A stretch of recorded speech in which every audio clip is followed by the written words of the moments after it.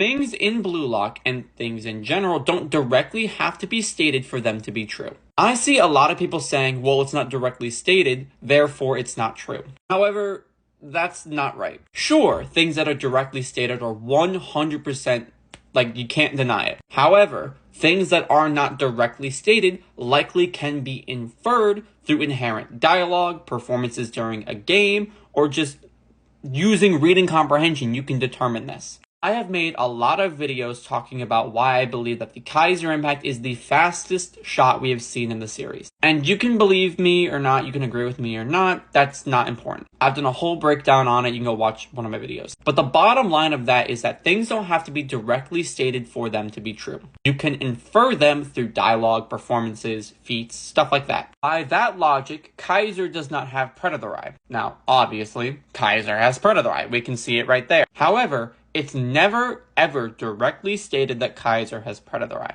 It never is. Go back through the entire manga. Not once is it ever mentioned of Kaiser having Predator Eye. However, it's shown. We can infer that this is Predator Eye through the eye design as opposed to his standard eye design and what Predator Eye looks like on other users who are confirmed to have it. That's called reading comprehension. You can determine something that isn't directly stated but is essentially confirmed through reading comprehension and analysis of a character. The same thing applies to the Kaiser impact. It's never directly stated that the Kaiser impact is the fastest shot. However, in comparison to other shots we've seen in the series up to this point, as well as direct dialogue describing the Kaiser impact, it's inherently a very fast shot. Therefore, I can formulate an argument in saying that the Kaiser impact is the fastest shot. Things don't have to be inherently directly stated for them to be true. You can infer them through analysis and reading comprehension. Another example, would you say Isagi is the best Metavision user of the U20 category? I would say, so far, yes.